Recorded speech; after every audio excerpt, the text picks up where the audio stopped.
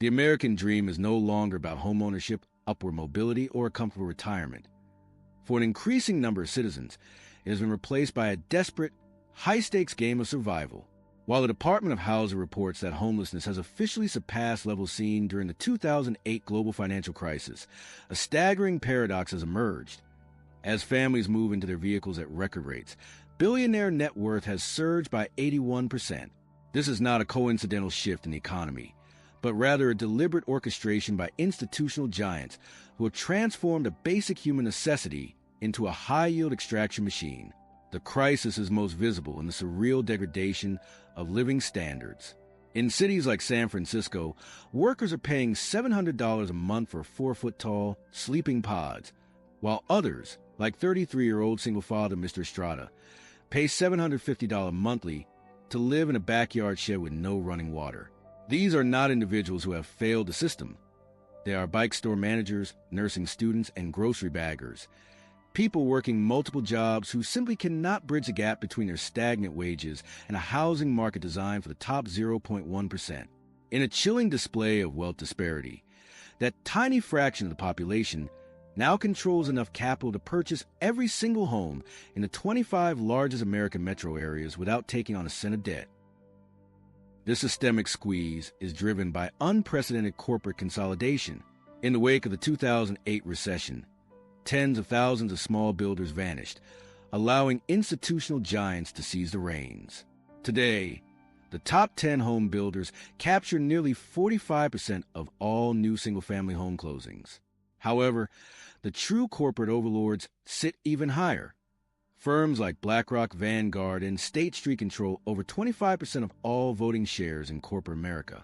When the same shareholders own the companies that build the homes and the firms that rent them, the incentive to build affordable housing disappears.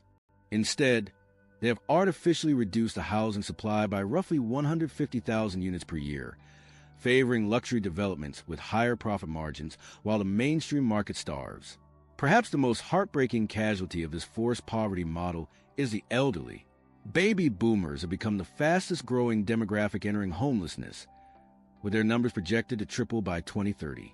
Many are being priced out of homes they have owned for decades due to skyrocketing property taxes.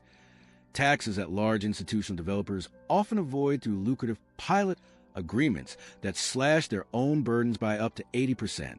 Simultaneously, private equity has aggressively moved into senior living facilities and manufactured home parks, the traditional last resort for affordable living. In one egregious instance, a Vietnam veteran saw her rent jump from $1,395 to $6,500 almost overnight after a corporate acquisition.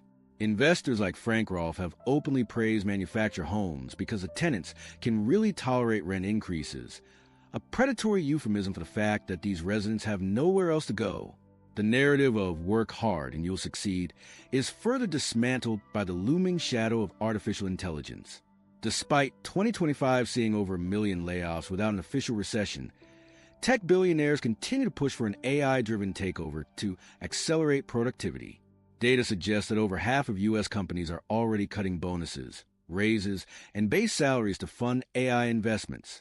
The profits from this automation will remain private, padding the portfolios of the ultra-wealthy, while the social costs of mass unemployment and homelessness are socialized through crumbling public infrastructure and overfilled shelters. The psychological toll on the population is immense. A poll of 50,000 people revealed that 94% believe homelessness will continue to increase by 2030, a devastating metric of national confidence. Young adults in Gen Z are projected to pay upwards of $150,000 in rent by the time they turn 30, essentially transferring their entire early career wealth to billionaire landlords. Even those who do everything right, working multiple jobs, saving aggressively, and avoiding luxury, find themselves priced out by a mass migration of capital that turns small-town homes into $500,000 assets overnight. While the situation feels insurmountable, there's a growing realization that the current bread and circuses model, distracting the public with digital entertainment while gutting their economic stability, is losing its grip. The path forward lies in a return to community and a rejection of the systems that profit from this misery. It requires more than just political discourse. It demands active consumer boycotts of the very brands that exploit economic desperation. We cannot complain about billionaire overreach while 3 Amazon packages sit on the porch, or while spending hours on Meta-owned platforms. The elite have made it clear they do not care if the population thrives, as long as the salty snacks sell and the rent checks clear. Survival now depends on recognizing that mass homelessness is not a failure of the system. It is the intended outcome of a business model that treats human shelter as nothing more than a line item for shareholder returns.